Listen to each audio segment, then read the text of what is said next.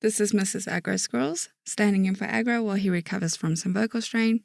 He is on the mend. I hope you enjoy. The Great Furball by G.I. Joe Vibin. Hostiles inbound. Count 5. Range 50 kilometers from your north. Identity MiG-29s. Korean People's Army Air Force. Set priority 3. Understood. Aviator Piliotex replied over his radio, barely paying attention to the information from his battlespace coordinator. He had bigger issues to deal with, like the missile currently chasing him. Why only 5? Pilotex's wingman, Ariotaiopoulos, replied. As he spoke, Piliotex took his champion model fighter craft into a dive, heading straight for the ground. The human missile closing in on him, unsurprisingly, did not struggle with this concept, and turned after him. Plane and missile in a mutual race to the ground below. Hostiles launched from Suncheon Air Base, currently under assault by 1077th Armored. 1077th splashed 3 of the jets with small arms and tank weaponry. Piliotex's dive continued, him noting another fighter craft exploding mid-air, victim of a human missile. The airspace here was rapidly getting so cluttered that it was getting easier and easier for the human aircraft to score kills without their targets even noticing. And that was a terrible thing. That was something Haitian combat pilots had not needed to fear for decades. Wow, a runway takeoff in the middle of a battle. These guys are insane. Ariotaiopoulos' reply came as Piliotex was getting extremely close to the outskirts of the city below, a place the locals called Pyongyang. He pulled up, the small and slender champion class rapidly executing the maneuver with all the thrusters at its disposal. Racing across the rooftops, Piliotex could see the locals attempting to fire upon his craft with anything they had to hand. A twin-barreled autocannon on a nearby building sprung into life, launching shells his way, right as the missile that had been chasing Piliotex plowed into a small house, detonating and blowing it to shreds. Hopefully that got a few more of the vermin, Piliotex thought to himself. He didn't get this war. What was the point of taking this abysmal world with all its awful people? All this trouble too, not worth it at all. If they ordered him to drop a nuke on this place, he wouldn't even think twice before executing that mission. He rolled the craft slightly, aiming for the autocannon and firing a short burst from the plasma cannons of the fighter craft. There was an explosion, and then Piliotex pulled up once more, putting the excellent engines of the champion class to use in a vertical climb. "Ha-ha! Score another! How many you on, eh?" Ariotaiopoulos yelled on the radio. Piliotex did not immediately reply, instead selecting a South Korean F-5 his plane informed him was not being targeted by anyone right now, and launching a missile. Off it sped, quickly closing the distance until there was a fireball off in the distance. 4, Piliotex replied. This was one hell of a melee, planes flying left and right. As he leveled out and began a turn to link up with his wingman once more, a human jet rocketed past. A South Korean. Why exactly did the humans insist on randomly splitting their nations? F-16, according to the internal database. Its wings were empty of weapons, but the F-16 pressed on, firing a long burst from its gun at Ariotaiopoulos. Explosions rippled across the frame of the fighter craft, causing it to rock horrendously. "Help! Help! Help! I'm under—" The transmission was cut off as the bullets sprayed across the cockpit area, where Haitian pilots would lay down, feet positioned at the nose, their view of the outside world provided by cameras and a screen projected onto their visor. The champion quickly began to fall out of the sky, heading straight down at great speed. "Ariotaiopoulos!" Piliotex yelled, chasing the F-16. Its pilot was clearly gunning the engine to its maximum, fleeing southwards to safer territory. Piliotex checked his loadout, deciding what to use now. Missiles would be a waste. This craft clearly was out of all useful weaponry and could only flee. No, he had to go personal today. As Piliotex increased power to the engines, he saw as Ariotaiopoulos' jet plowed into the ground, its reactor detonating as it burrowed into the grass. There was a large explosion, bits and pieces of the jet flying into the air. Hostiles inbound. Count 4, range Peleotix mentally muted the radio, unwilling to listen to more pronouncements of incoming doom. He narrowed his focus, selecting the best possible spot to hit Areotioplas's killer.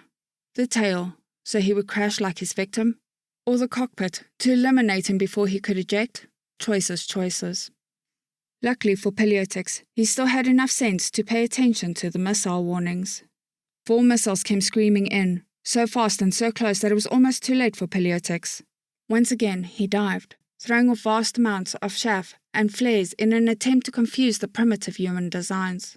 One sailed far overhead, something clearly having gone wrong with its maintenance and rendering it useless. Another fell for the flares, while the other 2 kept on charging in. Running a quick mental calculus, Peleotix could tell he couldn't make it to the ground before the missiles would catch him. Their origin, 2 of the North Korean MiGs he had been warned of earlier, had launched them very close, so they had a lot of energy still to work with. And while the champion was fast, it wasn't able to accelerate fast enough to make it out of here. Of the other 3, 1 was now moving to escort the F-16 out of the area, while the other 2 were pouncing on a separate fighter craft. So he only really had one option. Mid-air, he pulled the fighter craft up at an angle so steep it would have likely insta-blacked out a human pilot. He had his gravity generators working though, and so it merely felt very punishing, not dangerous.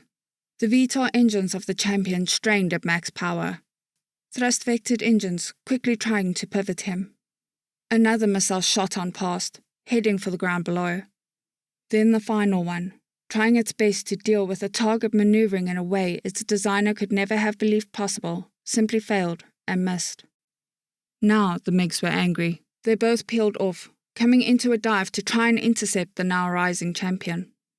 Each shot off another of their missiles, but another round of flares was sufficient this time. Peleotix pivoted yet again, pulling out of the climb and turning for a merge with the pair of human craft. He activated the button for his plasma cannon, firing a few short blasts. Both of the MiGs broke off, skillfully evading the plasma. Peleotix turned, keeping his plasma cannons on the one on his left. Another blast, then another, before the weapon unexpectedly cut out. A quick glance at his ship diagnostics revealed why. In his haste to pull up, the craft had looked for any spare power to give to the engines, and had selected his plasma cannon as not particularly necessary in the moment. Unfortunately, its capacitors had thus been short of energy, and he was now unable to fire. The MiG kept maneuvering, the human pilot clearly not yet catching on that something was wrong. Peleotix quickly manipulated his power settings, diverting the fighter craft's reactor energy towards his plasma cannons. In just a second, he had enough power to fire again, and so he did, expertly placing a shot onto the tail of the MiG. Its back half exploded in a fireball, the pilot almost immediately realizing he was screwed and ejecting. If I'd gotten that a second earlier, I could have cooked that bastard. The other MiG was now on his tail, and it unleashed its final missile.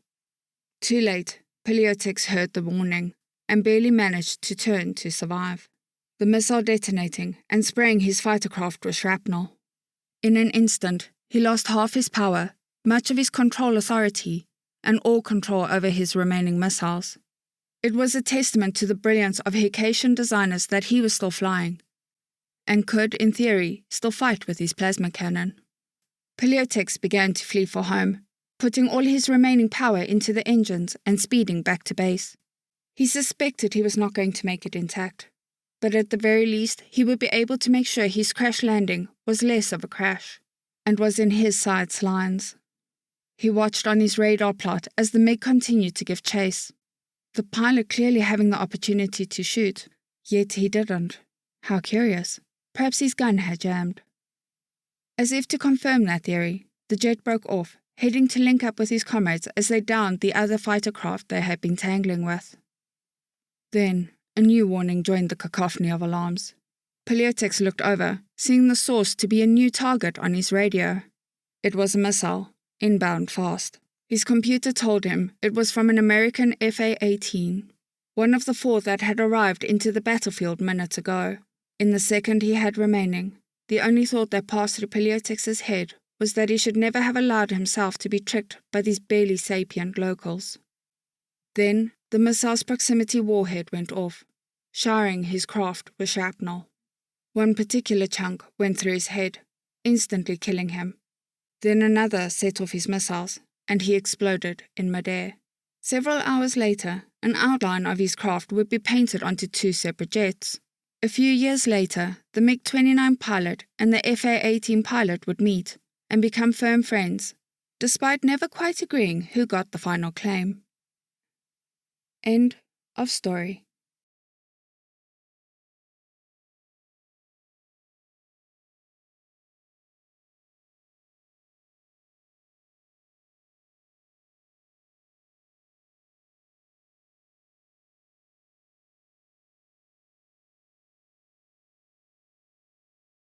Casper Arnholt, John Creighton, Manatharia, 050, Dragzoon WRE, and Elijah Silvercross.